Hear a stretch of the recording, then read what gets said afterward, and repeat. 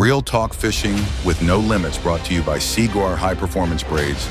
7 reels keeping your lines tight, and Clean Cutting Station by Rufflin Kennels. Welcome back to another episode of Real Talk Fishing with No Limits. Folks, the race is on for Angler of the Year in the National Walleye Tour. And today we're joined by Mr. Eric McQuoid, who is leading that race by 1 point. That is all right now between Eric and Bo, leading it by 1, heading into Green Bay, which is Eric's kind of home water. So I think the odds are leading towards him, but the championship's is Kakawea, and Bo's going to spend a little time there. So this is exciting stuff when it's time, when the AOI race is real tight like this, and 3rd, 4th, and 5th are just right there. I mean, this could really go anybody's way in that top 10 spot yet. So we're going to sit down with Eric. We're going to talk a little bit of Green Bay, what's coming up, Bay to Knock, Mulbridge, those tournaments. He just got a couple second place finishes at. Guy is on a roll. Just a great dude, great stick. He's been crushing it for the last several years. He's been on tour. We're just going to dive in deep, hear what Eric's got going on, how he's feeling, what's coming up in Green Bay, and see how it feels to be sitting at top of the ticket in the AOI. So Mr. Eric McQuoid coming right up after this message. Stay tuned. Hey folks, Brian Bashore here with Seaguar Line. And as a professional tournament angler and guide, what connects the angler to the fish is one of the most important aspects of fishing for me. I'm going to tell you about this fairly new, it's been around a few years now, Seaguar Line PEX8. This is a braid. This is an ultra thin 8-strand braid from Seaguar. If you're in a high pressure kind of fishy area where you need to be really sensitive and precision, this is the go-to stuff for those high pressured fish. Finesse fishing, it is your key. Castability, this is a 24-pound braid with a 15-pound diameter. You can cast this stuff a mile. It's going to just come off those reels real nice and slick. Sensitivity, you don't lose any strength with this braid. It is still just as strong as anything out there, but ultra thin, castability, durability, awesome. If you're like me and you fish a lot of rivers, it's going to help you cut that current as well. Check it out at seaguar.com, PEX8. Hey folks, welcome back to another episode of Real Talk Fishing with No Limits. We're joined today by the leader, the top of the pack, number 1 AOI for the National Walleye Tour, Eric McQuoid. He's been having a hell of a season, buddy. How's it going over there? And congrats on an awesome season. Thank you. It's going well. It's finally cooling down a little bit outside, so we can enjoy the outside again. And looking forward to keeping the season rolling here. Cooling down, you're not where I am because it is heating up over here in the Dakotas. Yeah, we're like 95, and it's going to be that way all week. But you guys up there, a little for the north of Wisconsin, you got a little cooler weather. What's your water temp? Honestly, I haven't been around Green Bay for a couple weeks now. It should be high 60s, low 70s. I was out salmon fishing the other morning, and it's still 45 degrees on that side. But it was 82 on the river this morning. Wow. Yeah, it's a week and a half has gone from upper 60s to the low 80s. So It's hot in the Dakotas right now, and it's not going away anytime soon. So number 1, top of the pyramid, you got this run of second place finishes. Yeah. And it sucks, but it's still good. It's better than thirds, right? I mean, it could be worse, right? But you're always the guy that's so close so that someone sneaks by. But you know how this works, and consistency pays, and that's why you're on top. What's going through your mind? How's it feel? You're going into Green Bay, kind of your home water in a sense, right? Yeah, I'm feeling good about it. I know that the season's long from over at this point. It only takes one lost fish, and there it goes. So I'm trying not to think about the AOI side of things too much. My whole goal really going into any event the last 4 or 5 years now has been just go win the thing and see how it shakes out at that point. And it works more often than not, thankfully for me so far. I'm just trying to ride this high for now, and I know it's going to go back down at some point, and hopefully it takes till next year at least. Yeah, I mean, it's tough. I mean, Bo's right. You guys literally have 1 point separating you, I think. Yeah. But we got rookies coming up that are pushing the boundaries, making some of you guys like, damn, I knew these guys are good, but I didn't know we don't have a Rookie of the Year title. But hey, he's like, I'm just going for the AOI title. Hell with that.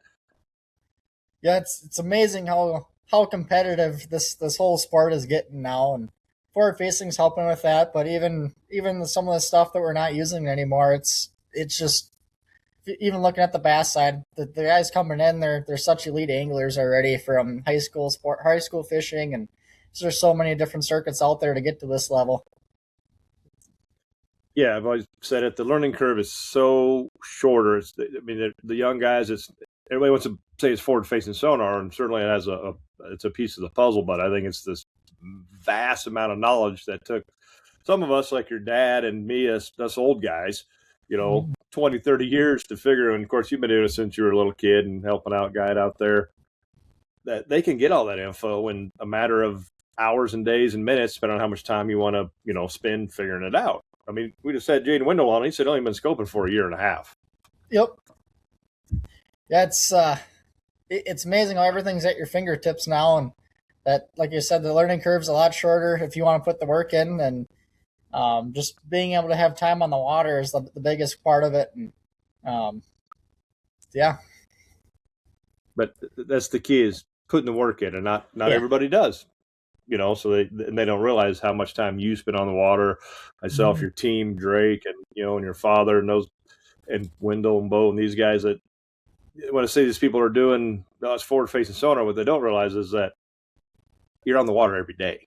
I mean, some are, if the ones that that can. I'm on the water every day. When I'm done guiding, like today, I'm going to go back out tonight and go find some new areas and do some different things. And that's what a lot of the guys are doing. Or if you're working a full-time job, maybe you can squeeze on a local lake in the evening, but you're every weekend you're damn near jumping in a tournament that's around your house, but you're hitting the water. Yeah, it's the time on the water, whether it's fun fishing, smaller tournament stuff. That's definitely the biggest key in this game, is just keep practicing is all it is. If you look at any other professional sport, everything takes practice, and that's what it does for us. So bait and knock was kind of a unique one. I don't know how you guys kind of worked it, but pre-fishing it didn't take long to kind of figure things out. I couldn't get them on the plastics like you did very well with the crap. Caught a few, but nothing compared to a crawler, which that was kind of the key. I think I still probably one of the least amount of time spent on the water at a pre-fish, just because I didn't want to beat up the fish, and I was not interested in driving way out into Lake Michigan through all the crap, when I'm like, this is what you need is really right here. Yeah, and it was, because I was next to Jaden and Bo, and and it was good to go. But you found some little tweaks, and you got them on some other baits. I know hair jigs are one of your favorites, and that was literally the first bait I threw out there, and I got them with a bunch of follows and couldn't get them to go. What are you throwing? What are you doing for tricks to get these things to go, and how did that one kind of shake out for you a little bit? So that one was we were excited going into it. We knew that water was cooling down on the west shore, so we kind of left that alone and went and played on the normal stuff, peninsula, around the corner towards Big Bay, that sort of thing. It's amazing how many fish are in that area right now and how many big ones are there. We didn't expect that. Just, you could go out there and catch 20 to 40 fish if you really wanted to, fairly easily. So really, we played the water temp game as much as we could. Kind of just tried to stay in that low 60 number, was kind of the average around the area. And then just throwing my confidence baits, which was the Callan's hair jig, and then got some on the Reef Runner flash shad as well. Mixed a few other things in, jig and wraps, hyper rattles, but those first two really seem to be the biggest keys in that one. Everybody kind of knows the hair jig and Green Bay go together like peanut butter and jelly. Yeah, yep. And a lot of people, including Dad and Drake, asked me how I work that bait. And really, I honestly couldn't even tell you. It goes back to that time on the water thing, where every fish reacts differently to the same bait, and just knowing I'll stop the bait above that fish, let it react if it reacts at all, and then I'll drop it or I'll keep it high. It really depends on that fish and just what I feel that fish wants to eat. Yeah, I mean, you stated it as your confidence bait, so I have a couple of those, and you tend to catch more fish on them because you use them more because they're your confidence bait. Yep. So I mean, it's like when I switch over to plastic and make a few casts, and you don't catch one. You're like, I'm going back to this. I mean, as soon as I put a crawler on out there, I immediately caught a fish in my first cast. I'm like, all right, I guess I need to do that instead of trying to force these other few baits that I've been doing for the first 4 hours and never got a bite. Yeah, it's always fun trying to play with all these new things, and sometimes you just gotta go back to the tried and true and put some fish in the boat. Yeah, I mean it's summertime. It's hard to beat a jig and crawler, but if I don't have to throw a jig and crawler, I don't want to. I want to keep the plastic on instead of digging my hand in there every other cast. And I mean, how many times you got that one dialed and you go to whip it out there, and there's your jig, and there goes your crawler, right, or whatever the case is, and you're like, God damn it, now you got to rebait, and you might lose the fish that you're chasing around. And just give me a plastic any day. Yep, any day. Yeah, and a lot of it now is as efficient as possible. So getting away from that live bait really helps that part of it. You think moving forward, obviously NWT's got some changes coming for next year and stuff. I'd love to see it, and I don't know if it'll happen. Artificial only. I think it would help, both from a sponsor side, and it would make it more challenging, I think, as an angler, not having that, because the plan B or I guess plan A is always throw a jig and crawler, and if you can't have that to fall back on, it'll make things a lot interesting, and I think it'll shake up a lot of things. Yeah, no, I totally agree. I think if we're gonna allow it like we obviously are, and bass has always been artificial forever, just to bring a little bit of that challenge back, which is why most of us chase walleyes anyway, I like to think, because they're a little finicky and they're a little more challenging than other species.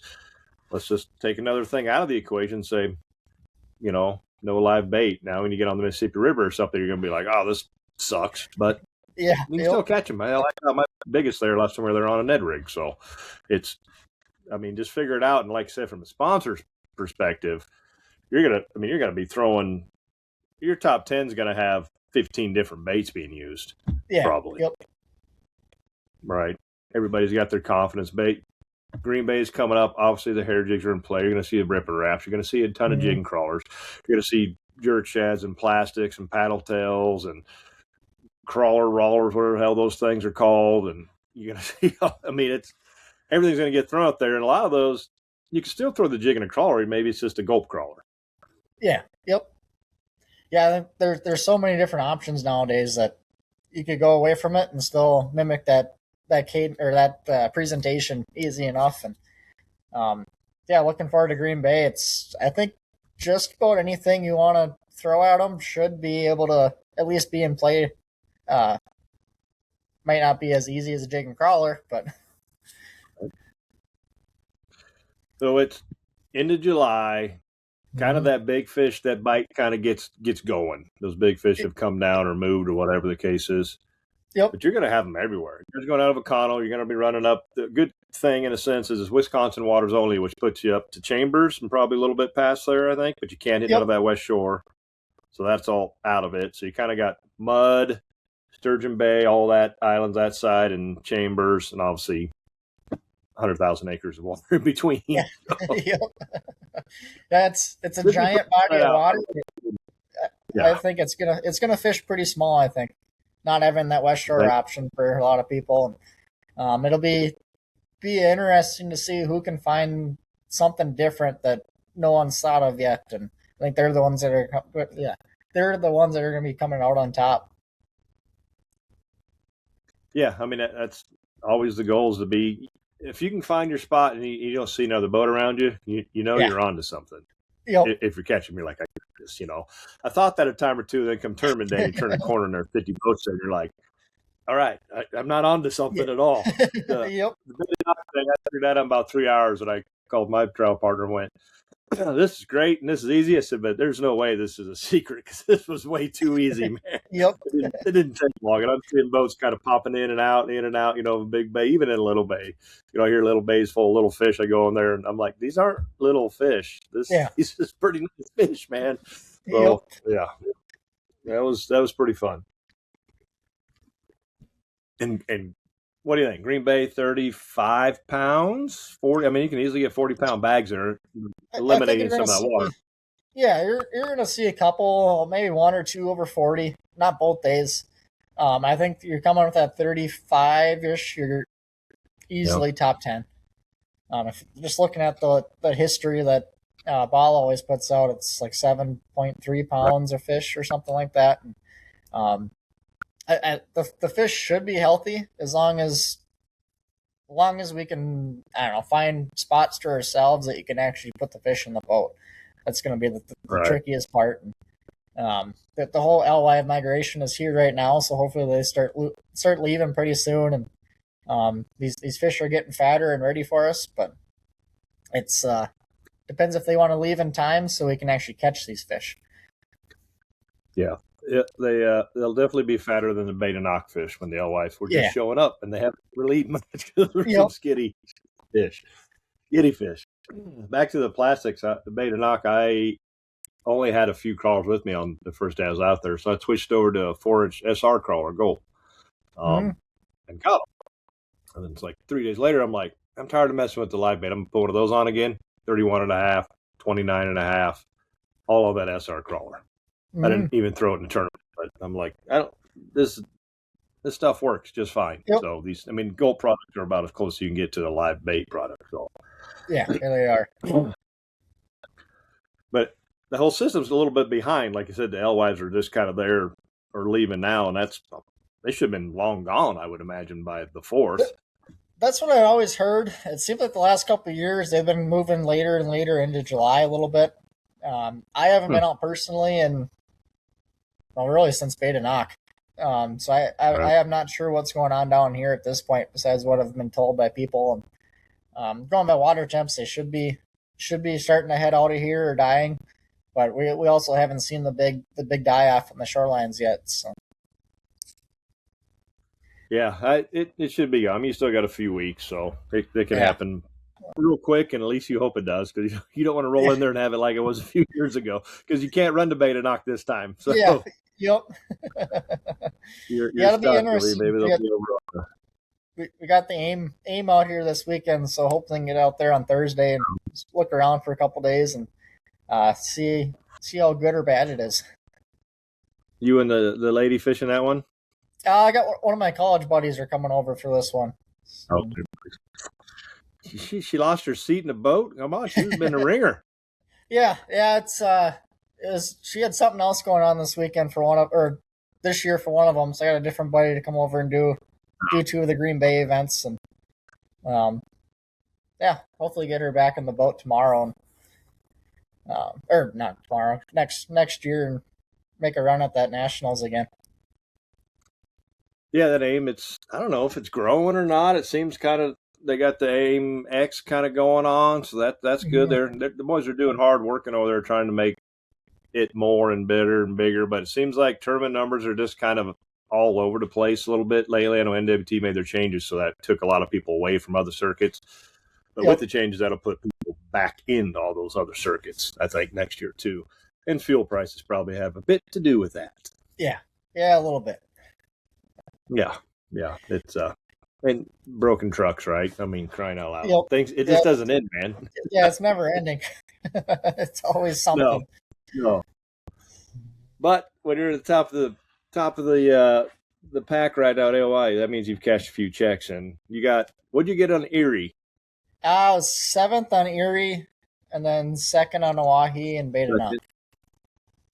And go back to Oahe a little bit. Now, them big fish that was kind of threw everybody a curveball, and I knew that going in the year. That was the one thing on the schedule that I was like, this one's going to be weird. I have a feeling that it kind of was. Yep. There was days it was real fishy, and you could kind of catch them doing whatever you wanted. And then there's days. I mean, the weather's just been a shit show in a sense this whole season for us, which has been, part of the issue. So, I don't know. What you obviously got on some of those big fish there. What were you doing? How are you targeting them? Yeah, so those big ones there, I had one decent day in the trees, probably the, 3rd or 4th day that we were there. I couldn't find anything up shallow, and I was like, well, wait, maybe they are already out in the middle of the lake stuff, and had one decent day where I got a 8.5, and then I actually broke my PB with a 12.5. So I had those two in the same day with the slot. So I had 3 for, I want to say it was like 24 pounds or something like that, or 20, somewhere in there. It's like, well, this is not too bad. And then the next 3 days were really bad for me again. It's like, well, we're gonna go live out in the trees, and on Lake Oahe, you're always one bite away from a 10-pounder. So going to the tournament day, I was like, well, I'm gonna go get fish for 2 bites in the trees to start off the morning, and then about noon we'll go chase slots if that doesn't work. And I got lucky doing that. We had basically 2 10-pounders in the first hour and a half, which took a lot of pressure off. But the way I was doing it was using the power brakes that I have on the power poles, so I could go down current and stop the boat up current from the tree, and I could throw my hyper rattle and get it the pendulum swing underneath those tree branches. It seemed like you wouldn't get stuck nearly as much doing it that way. Yeah, I did not know if that was a thing or not, but it worked. It must have been. So, yeah. But that's kind of how the practice was. You get a big one day, and it got you, and we'd got something that got me onto the whole trolling bikes. I'm like, I'm not getting any big ones. This other stuff wasn't being patient, but getting really good unders and small overs up shallow, pitching getting fast. So you're looking like a 14, 16-pound bag, which coming to term, I'm like, hell, that might be good enough for a check at this point because I don't have a big fish thing dialed in. So went for that. But then water clarity was switching, so you better have, you had to recognize it quick and move. But crank did well. So I think all those little things, those breaks were probably pretty paramount there and at Erie. Made a knock, maybe a little bit. I know day 2. Yep. Yeah, those first 2, they were definitely game changers for sure. Not as much on beta knock just because it was fairly flat comparatively to the rest of the season. But I'll definitely not have another boat without them as long as we can use them. I probably got a power pole and a paddle on, and I use that at beta knock. And I'm like, just the one paddle, you can feel it. I mean, I'll put it down. Just scoping, and you're on full speed. You're going 3.5 mile an hour pulling these big boats around. So with that paddle, you're going 1.5, and when you stop, even it's gonna keep you from blowing over that fish so much. I'm like, man, if I had 2 of these, that'd be real nice. But the nice part with 2 is you go straight. Yeah, it doesn't freaking torque you over a little bit. I used it. We fished tournament up here on Francis Case a couple weeks ago. And I was up and down. Then I'm like, well, I can't catch up to that fish. I had to lift it up. And I'm like, I can't go fast enough. Suckers are moving too quick. I pulled the paddle up out of the water a little bit. I'm like, all right, now we're catching up. And then I hit it and drop it back down. I'm like, damn, this thing, we're good. So I find it amazing that just such a little thing can make that big of a difference. Yeah. Yep. Yeah, that's when you pair those, and then Fin Gear makes that surge purge that takes all the rocking out, and that really helps as well. Keeps you a lot more. Yeah, those look pretty slick. I figured, I definitely need 2 power poles to have one of those on, otherwise the boat's really just gonna. You'd be surprised at how much rock it takes out even with one. I haven't ran it with one, but he's had a few guys run it, and it just because it takes the up and down and side to side rocking out, even with just one. It was brilliant concept. I'm like, yeah, that makes perfect sense. I mean, everything you can do to stabilize that front a little bit better, because I mean, this, you're kicking everybody's ass doing it. Scoping it's the way we fish now, but it's boat control. Not anybody, most of us throw a jig and a crawler or a jig and wrap down and hit your target, whether you present it right, speed and all that obviously has something to play with it, but the hardest part is getting that position properly so you're not blowing over the fish or making your cast and then all of a sudden your boat's drifting off it too fast. And I mean, it's tricky. It is not as easy as people think it is. No, it's not. It takes a lot of concentration and a lot of balance. Yeah. And a big mental game. Huge mental game. Huge. Yep. I've had some clients recently that were playing with it, and they're just like, this is more frustrating. I'm like, yeah, because now that they're there and they're this close to your face, they won't bite it. I'm like, traditional style, you're just pitching and hoping for a bite, and you get pissed you miss one or here or there. Now you Yep. know that every cast had a fish following it, but it wouldn't eat it. Yep. Yeah, if you only pretty- knew how many say no before you actually get one to just bite it and you miss that one. Yeah, I just look at it and like, remember, it's back like your dating days in junior high, buddy. How many of them said no before one said yes? This is the game you're playing right now. It's cat and mouse, big guy. Just keep persistent and stick with it. Maybe one of them's going to give in sooner or later. It's just the way it is. So, do you think? I've been hearing some of this. I saw some Tom Boley put out, and it's probably not far off. That the fish, do you think, or feel that they're getting harder to catch now that more people are live scoping them and they're seeing more baits right in their face? I think there's definitely been a change.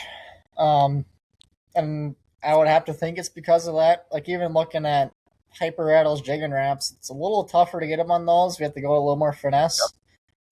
There's still a time and place for it all, but there's definitely been something changing. It makes sense to putting more baits in front of all these fish. We're educating them. We are. Their learning curve is shortening up too, isn't it? Yep.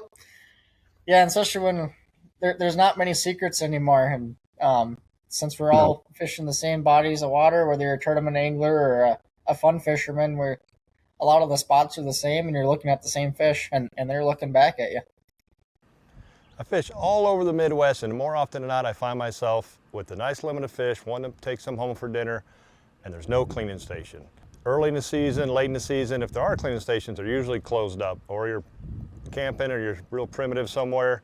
But the solution is the Clean Cut Station by Rufflin Kennels. I always have this thing with me in the truck. Comes in more handy than I can explain. Not just for cleaning your fish, cleaning your small game. If you're having parties, cutting your ham, Thanksgiving, you can flip it over, make a party bowl out of it with, put your chips and dip and everything in it. It is extremely handy, very versatile, but mine's in my truck, getting clean, using it for cleaning fish most all the time. Absolutely love it. I don't leave home without it. Check them out at rufflinkennels.com, the Clean Cut Cleaning Station. Yeah, I love plastics. But like lately, right now, the few plastics I should be just crushing them on, I can't get them to touch it. Mm-hmm. They follow it, but they literally just want a freaking worm, maybe a minnow. Yeah. I talked to one of my other guys a little bit ago. Because I threw 10 different plastics, they won't eat it. I'm like, normally they choke these down, and that's all we're going to do. I was like, nope, it's got to be a worm. Yep. But it's not like they haven't seen a worm before. Yeah. Oh. Yeah, it's weird because they don't even see that many worms besides when we throw it at them. Exactly. That's what I tell people. Like, these don't live in the lake, folks. These are resembling like bugs, or when it rains, like we got 4 inches that this, this stuff washes in. I'm like, but this isn't natural, but here you need to rig it natural. Don't wad it up like you're catfishing.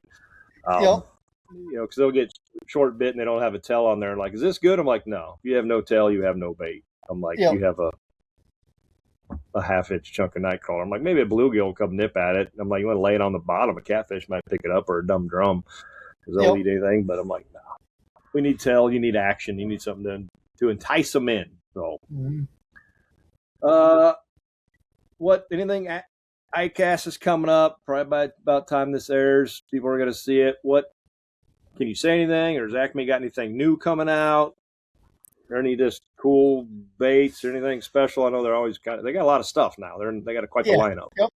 Yeah, they got a lot of stuff. They're coming out with some new baits here shortly.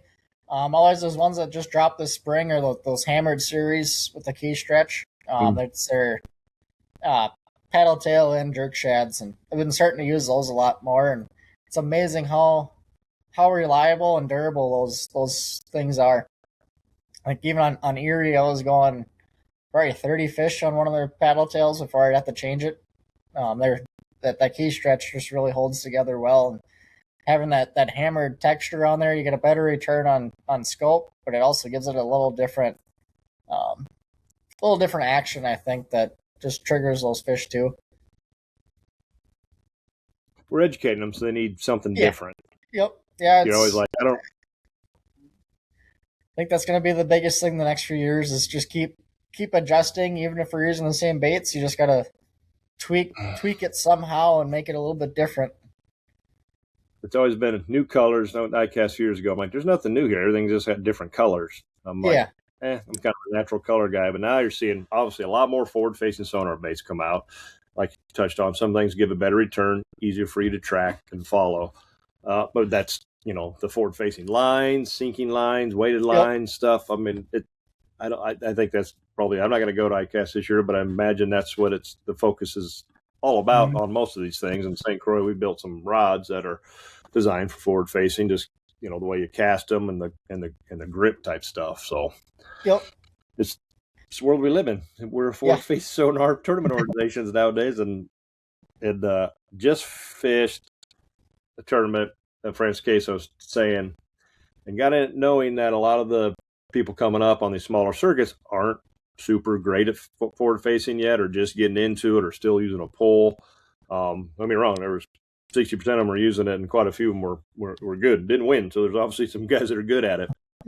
But a suspended walleye bite, I'm like, you're not going to compete at this fishery unless you're live scoping these fish. You can go pull bottom bouncers and crank these flats, and you're going to catch 14 inchers, and you get your one over.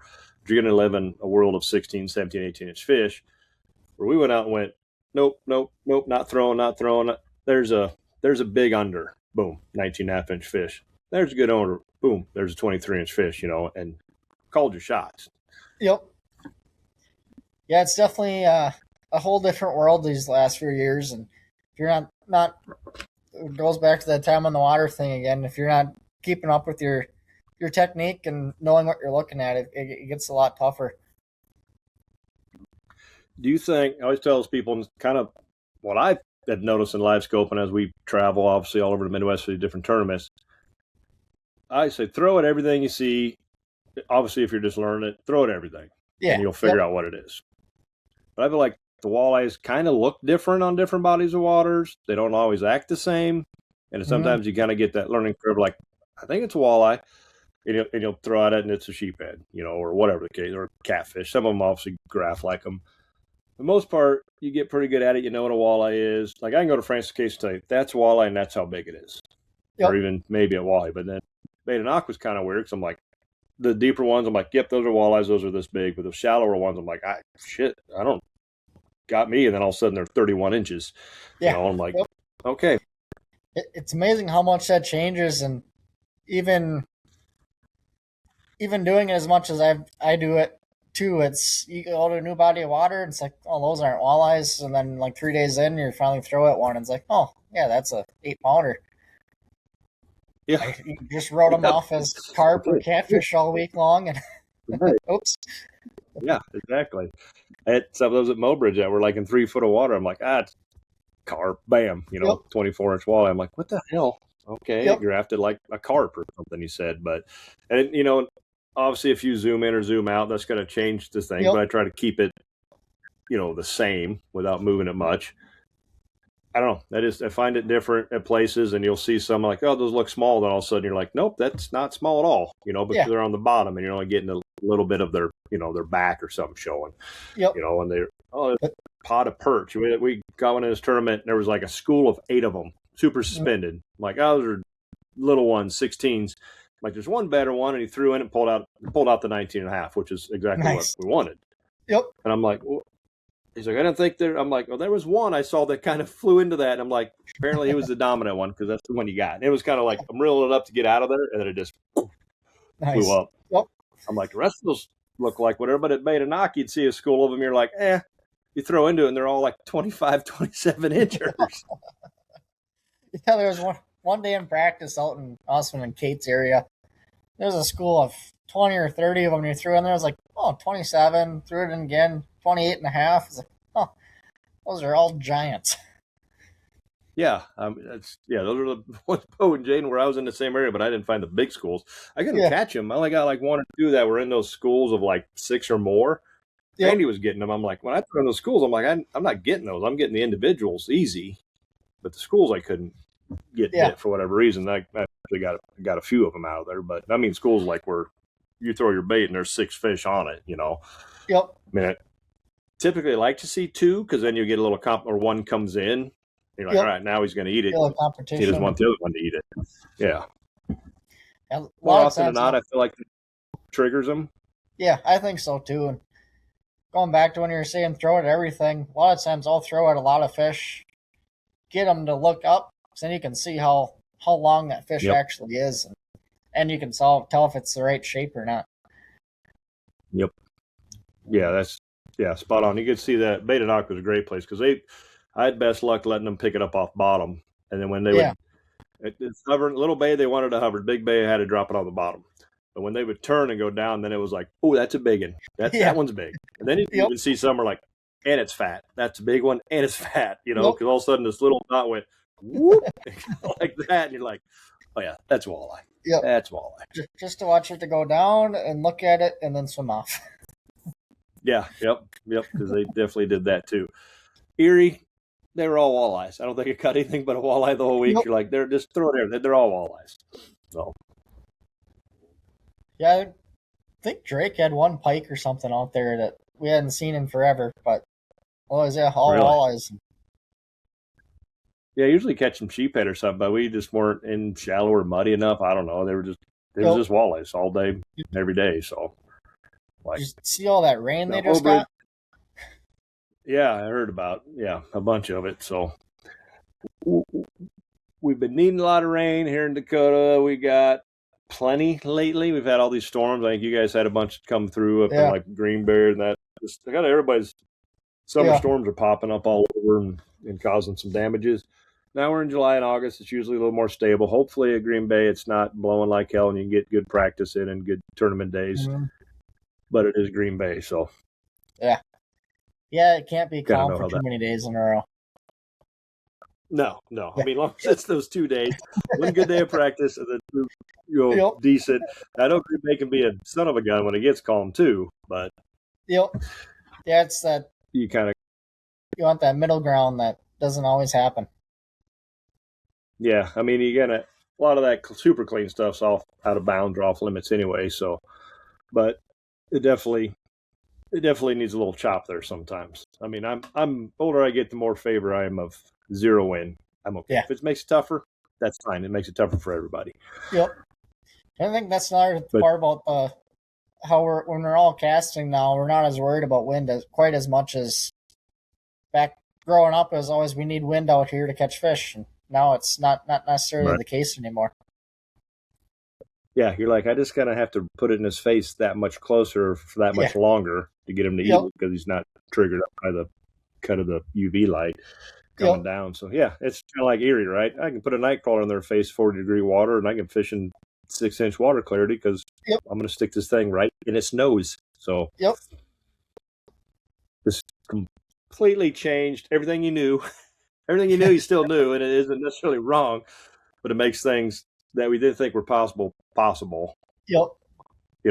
And Springer's been talking about that a little bit on the night crawler thing. We always 50 degrees plus. Nope, I'm pretty sure you could throw a night crawler on an ice fish and you're going to catch them. So. I think you probably could. If you can get one to swim right in front of it, I think you could catch them. Yeah, it's kind of like a little Debbie for me. I think if it's sitting, if it's winter, summer, spring, fall, don't matter. I'm going to eat the damn thing. They're not seasonal on stuff. Put it right here. We're going to eat it. It's just kind of the way things work. So, those are new products. Batteries. You still on the Norse batteries in your boat? Yep. Yeah, running four Norse in the boat this year. So, made the switch to the new cranking 180 amp hour, and that thing's just phenomenal. Do you have a black box hook to that one too, or? So I run my black boxes to I got two 36 28 volts in there for the trolling motor. And then I put the black boxes on the 28 volt side. So I run one on each side of that. And always the cranking runs my power brakes and everything boat related. And then a 16 volt 135 for the graphs. Yep. That's what I got. And that thing very seldom gets below 60-70% with 400 graphs on it. Those power brakes I heard are going to use a little bit of juice, but if you got them on that cranking battery, you're good. Do you got the DC to DC on there? I don't have one. I have it, but I haven't hooked it up yet.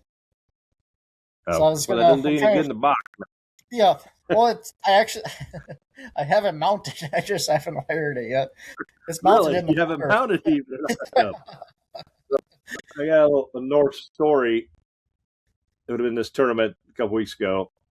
I took the fuse out of my auto bilge pump because it's getting wet and it just runs nonstop. It wasn't a great idea because now when it rains, you get water in your boat overnight and it's not pumping the water out.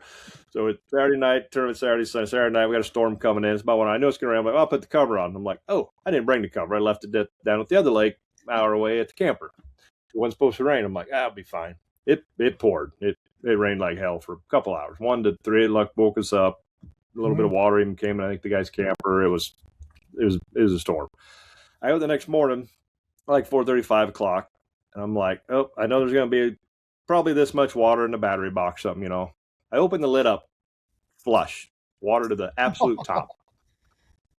I'm like, this can't be good, right? You got all your chargers, your batteries, your breakers.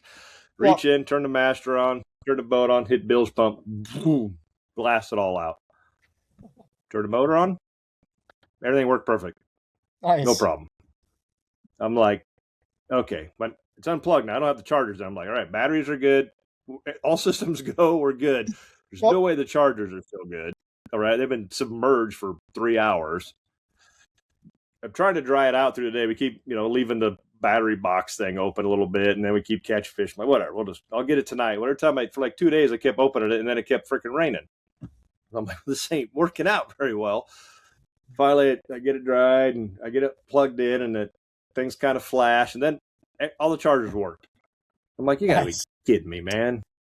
And they still work. And then it's over the 4th, like, I took all the batteries out, I cleaned it all out, and just kind of went through things and rehooked everything up, and all systems go. But I'm like, I've had chargers just get a little bit wet, and they didn't work. Yeah. The thing was flat out completely. I mean, this is water over the top of the batteries, right? You open that lid up, and it was flush. So, I mean, there's literally water was in the boat, but it had drained out for 3 hours. And the batteries are fine. The chargers are fine. All good to go. Yeah, you can't say enough good things about. Yeah, exactly. The durability, how long they last, they're definitely worth it. That's why I don't have the DC to DC. I know Dewey and John got those put on. He's like, yeah, this is awesome. I'm still at 70%. I'm like, I'm not running out of battery anyway. Like Wednesday, I'll have league. I'll fish from 7 a.m. to 9 p.m. with a 30-minute, 40-minute break in between guiding and league night. And I'll be running the trolling motor mediocre during the day, but then when at the league, I'll scope the whole time. And like everybody, right? We just crank that sucker on 10 and go. Yep. It'll still be at 40% probably after the end of that night, unless it's super windy all day, which I don't think it's supposed to be. I'm like, I don't need the DC to DC. I could see where it would come in. There was a day of practice at Beta Knock. I think I had them all the way down to like 15%, but it was windy as hell on some of those days. So. It was, and not very often you're fishing in those days. Not the average. No. Yep. And that's not a typical, 8-hour day where you're only fishing 4 or 5. I mean, that was, it's one of those long practice days, right? You're out at like 6, 7, and you get up water 8 or 9 or something. And then you're dealing with, big waves. So, yeah, I mean, he just, Norsk has got it. There's a lot of lithiums out there now. There's a podcast, folks. We have Kyle on here talk about all the lithiums, but they just keep coming out with new stuff. And the technology, the app is awesome. The warranty, the service. A guy at our hotel at Beta Knock, we stayed, had got one for his kayak. I was like, oh, you got to get a Norsk. He's like, I just ordered it. I'm like, oh, shit. I could have gave you a code. But you ordered it, but whatever. Yep. He got it like 2 days later and had it on for his fishes, bass, kayak stuff. And he was like, this thing is unbelievable. I explained to him the app. He didn't know about the app. We got an ice battery, download the app, you get 2 more years of warranty out of it. I think you had a 50 amp. And I'm like, yeah, I run the 50 amp to run my Starlink, and it runs for 40 hours or something, before he's charged. But yeah, I showed him the app, and so he downloaded it right there and then. And as soon as it came in, I'm like, yep, register your battery. Boom, you just added some more warranty. You're set, buddy. You're good to go. And as soon as he got it put on, we were still there for a couple more days. He's like, yeah, he loved it. So yeah. It's an investment, but I think it's a good one. Yep, it's a great one. You never have to worry about battery problems again. And you don't have to carry a jump pack anymore. Right. I have one, but it's not so much for me as it is for somebody else on the water. I just when I caught everything out of the boat there, I was like, oh, that's dead. Because sometimes I'll bump it and the light will turn on. I'm like, well, this is doing me to get dead. So I'm like, I'm going to go charge it, throw it back in there. I'm like, I don't need it, but somebody else is probably going to need to jump someday. And I can just go, here. You know, those NOCO ones work pretty good. So, you're coming up. You got 2 tournaments left. Kakawea, obviously, a lot of people's favorite place. Mine is for sure. I'm going to be there until the end of September for a tournament. Can't wait.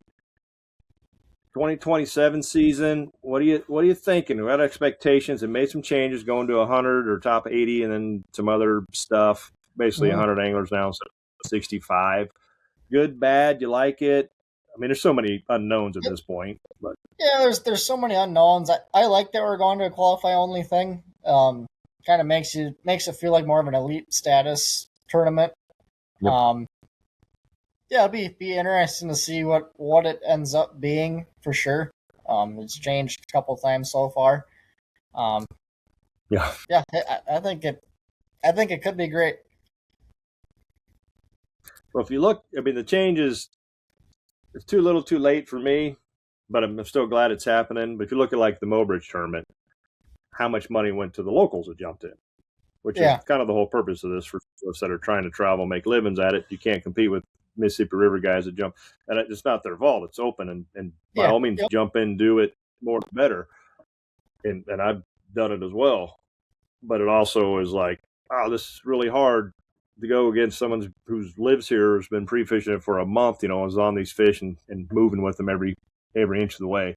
Typically, it's just knowing, you know, stuff about that system that we can't figure out in 4 days, you know, or 5 days. But when they're taking 30+% of the pot, you're like, oh, wow. You think you did good, but you're like, nope, sorry, 40th pays the same as 160th. So, it's nothing. So it doesn't really matter, you know, to a point. So it kind of sucks. But that's the whole process moving forward, is to somewhat eliminate that in a sense. Still have co-anglers. I had a co-angler there, and he was like, well, I just jumped in because you aren't going to have co-anglers next year. So people are thinking that's not the case. There's still co-anglers, and they don't have to qualify. They're still sign up like normal is the way I understand it. So yeah, as far as I understand, that's how it's going to be. And I think it's just the pro side where you have to go invite only, and anyone can still be a co-angler, I believe. Yep. So as long as they can get them, it's going to be hard to guarantee 100 pros in if they can't guarantee 100 co's. So, I mean, I still have to figure that out, you know, because it's been a problem at every tournament this year. In a sense, granted, we've had some pretty big numbers. But even last year, smaller numbers, it was a problem. There was always not like a big one, but you're still 5 or 10 co's short. But you might have to go back to that. All right, you 100 are in, you 100 need to find a co. Yeah. Yep. You know, you find one, whether it's your buddy fishing with you or not.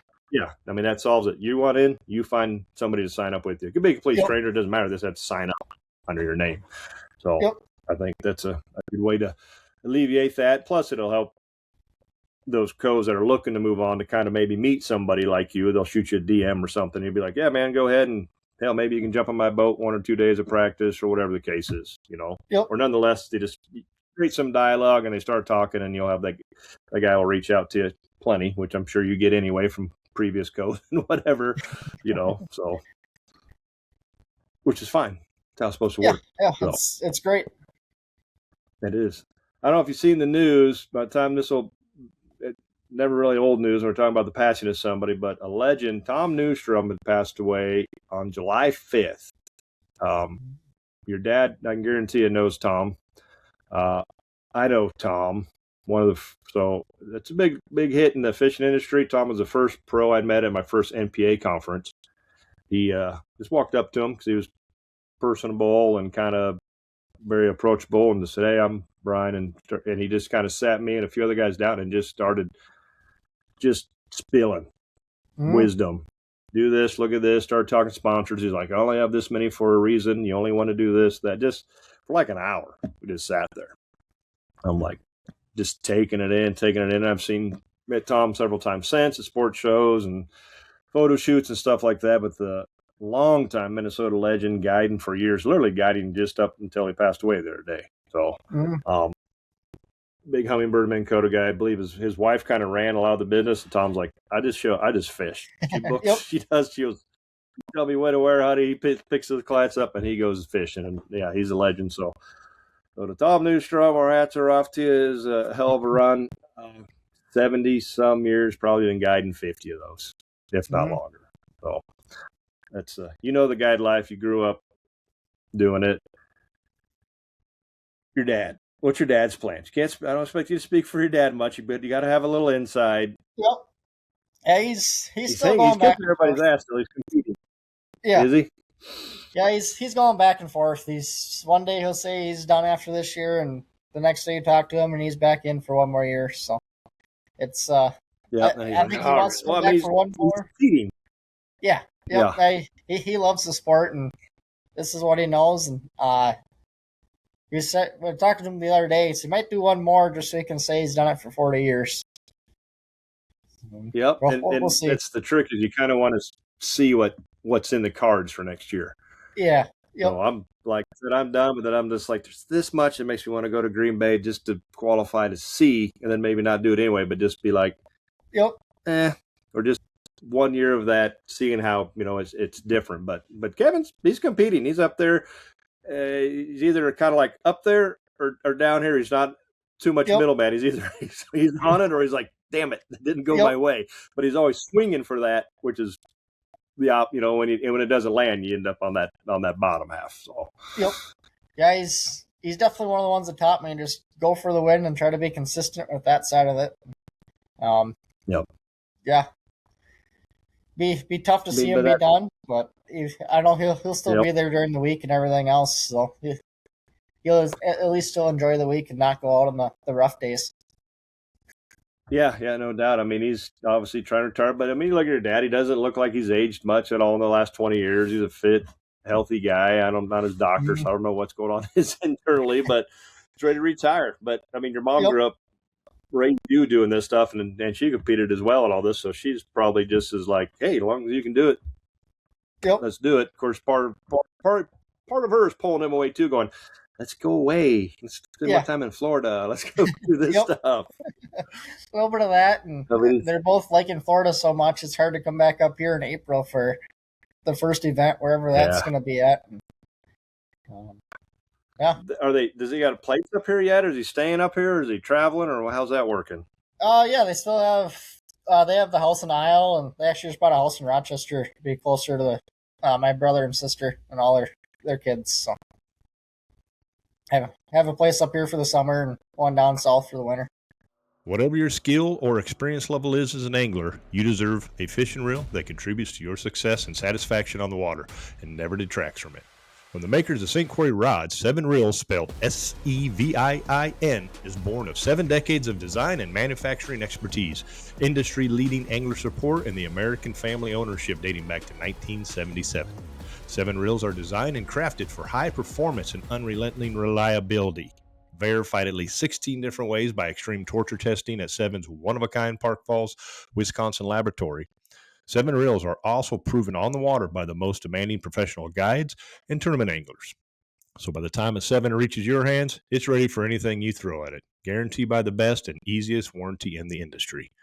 Disappointment happens, but there should never come as a result of your reel. 7 Reels are tested, proven, and guaranteed to be the most reliable on the planet. Check out the entire lineup at 7reels.com. Yeah, perfect setup then. They get to still be grandma and grandpa, so. Yep. Which is, like I said, when he does retire, he's still going to be there. He can jump in and pre-fish with you. They're going to show up at the weigh-ins. They're going to do whatever. Yep. You're fortunate. Jason Kirk's got that with his dad. Parsons obviously got it. I mean, those type of things I think are just are awesome. Bo, obviously, those apples don't fall far from the tree. Oh, they don't. It doesn't take long for your kid starts kicking your ass either. So Dad will tell you that. His goal is to beat Bo. Now he's like, damn, he's got me. So, it's like, I mean, I don't know. I'm okay with sitting back and watching you and the Nussbaum and the Bo and the Jaden. And I mean, you guys that are in your 20s and, and teens up to the upper 20s. And I think some are even, maybe young 30s, but are new. Wessel's moving in on it, doing really good. It's like, that's cool. We can sit back and just watch these because it's a new wave, and it's how the sport needs to evolve, really. Yeah. Yep. So, I mean, some of us got to move aside and say, here they come. Watch out. Yep. These guys are good. And then 10, 20 years from now, you'll be going, yep, 20 years, maybe 10, you'll be going, whoa, I got to watch out. Watch for these guys. Yep. They're good. They're doing stuff. I mean, you're just like, what else can change in technology to change the game so much? But I'm sure there's something. Sounds like Garmin's got some things coming here the next few weeks we'll hear about. So it's, which I'm sure you know about a few of those things, I'm sure. But yeah, I wish we will I did. See. There's been a little bit of leaks about some better transducers, better clarity, eliminating the black box. It's built into the transducer, blah, blah, blah stuff. It's just, I mean, people are just going to go spend more money and buy them, and whether they're better or not. I'm sure they're not going to make things that give you a worse picture. Like Bird came out with Mega Life 2, and people, how you like it? I'm like, I've never used it. I got a couple of Mega Life 1s. They're great for ice. I'm like, I don't necessarily like the live. You put them in the boat. But I'm sure the 2 is obviously better than the 1, right? Yep. Yeah, X it Target should be. 2XL. Yeah, it's better than the first one, and the 34 was better than the 32. So they come out with a 44 or whatever. I'm like, I'm sure it's not going to be worse. Yep. But if what you have works fine for you, you're good. But it don't matter. People will be like, oh, it's the newest, greatest thing. I'm going to go spend another few $1,000. But I mean, and I'm sure it's I will always too. advancing. It's hard to think of what would be next. It is. It's infrared. Is it going to tell you what fish it is? How much does it weigh? Blah, blah, blah. This kind of stuff. That might be getting a little too far. I mean, I'm sure the technology, they probably already have it. But yeah, more than likely. But every little thing, like the brakes came out, and Kali was on her saying, hey, it cost me a few $1,000, but if I can cash a check or two because of them, it's worth every penny. I mean, you need every little bit of advantage you can get. Yeah. Any little bit of advantage you can get right now is big. So, because everybody's getting better at it. Yep. I mean, you're seeing guys you didn't know or heard of, and now they're running these top 10s a lot, and you're like, they're just getting better at it is all. Some got on it really early and got good, and some are just getting better. And then those are just going to continue to get better to where you can only get so good at certain things in a sense. I mean, you're just going to sharpen your skills more and more, but your advantage of being around a little longer is you've been to some of these fisheries. These aren't your first time there. You kind of know what you're looking for. You know how they act, so you can shorten your practice. You don't have to spend so much time doing certain things because you already know. Yeah. Yep. Yeah, I'm going to start looking for off-the-wall type of stuff. Yeah. You can be like, I know I can go there and just catch my 5 or whatever. Or I can do this, I can do that, but I need to go try this out here somewhere new or something else. I mean, that's kind of the cool thing about fishing. And then you show up at a place like Beta Knock where they're not supposed to be doing what they were doing. And you're like, whoa, this is cool. Yep. This is easy. So, it changes. There's what we think we know, and then there's what we know, and then there's what the fish are going to do. And that's certainly not always the same thing. Yep. So, usually the fish do whatever they want to do. Yeah, they're living creatures. They got attitudes, and they definitely have moods. And your job to decipher what mood they're in that day. Yeah, it's a big guessing game that you hope that you're right half the time. And then come tournament day, they're going to change that mood, and you're going to figure it out anyway. So, but that's kind of how it works. Tournament's always been that way. Whoever can make the adjustments on the fly the best usually does the best. Yeah. Yep. When you get stuck into one thing, or like, oh, this was awesome at practice, and when you roll in, you got to realize, oh, water temp's 10 degrees colder or 5 degrees colder, or all this bait moved in, or they're just not here. You got to just be able to drop it and just be like, got to go. Yep. Go. I mean, I'm sure we've all been in a tournament. Yeah. I mean, exactly. Like, we just started pre-fishing again, and we're like, pre-fish was good because I was hunting. So maybe I just need to go hunting again. And then you hit that right pod, and you're like, all right, that day panned out great. It just didn't happen as fast. But yeah, it can't happen fast. Amazing how often pre-fishing is usually better because you're in that. Yeah, it is. Less stress, less pressure, all that stuff, and kind of hope for a poor piss pre-fish nowadays. So I know the tournament will be better. So vice versa. All right, well, it's getting hot in this camper because I turned the AC off and it's 95 degrees and we're getting up to probably getting close to 90 in here. So we're going to wrap this thing up before I start sweating through this shirt. So Yep. any nuggets, anything you want to leave the listeners with? I think the biggest thing is get as much time on the water as you can and fish what your confidence is. I know it's been said many times before, but that's really the biggest helpful thing in this whole industry, whether it's fishing or hunting or any type of sport. It's practice makes perfect, and you can never stop learning. Nope, it gets said a lot because it's true. Yep. It's kind of a fact, man. That's just the way it is. You're right on. You're dead on with it, and you're proof that it is. When the guy that's kicking butt says it, you probably want to listen, folks, because he's doing it and it's working. So proof is in the pudding, they say right there. And Eric is the pudding and the proof. So you're getting it done. Whether you like hair jigs or not, Eric does, and they work. So if you don't have him, I want to go tie one of those Acme freaking Kalen's hair jigs on, because I got a bunch of them. I can tell you that. So and I do love to throw them around. So all righty. All right, folks. Thank you, Eric, for joining us quickly, and good luck at Green Bay, and keep that thing running. I'm rooting for you. I think this is you're due to not be in second. I know it's going to be tight. There's going to be some big bags, but I think you're due, and I think this is yours. And I think if you can win it, I think you can seal the deal. Because going to Skakawea, those points, you're going to have. Bo's been fishing there a lot. Jaden obviously fishes there a lot.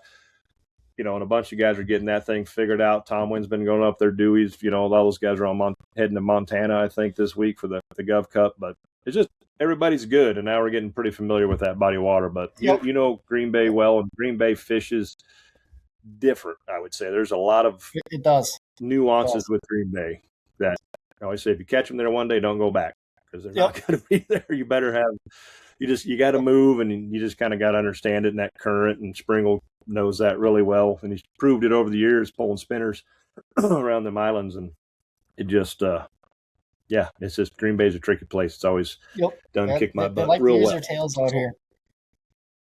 They do. They got fins and they love to swim. They are fish, so they tend to move a lot. So, and a little bit of breeze, it just that water. Green Bay's a different beast, but it's some of the biggest, strongest, feistiest, fun fighting walleyes you're ever going to catch. So that part is always cool about it. So, all righty, good luck, Eric.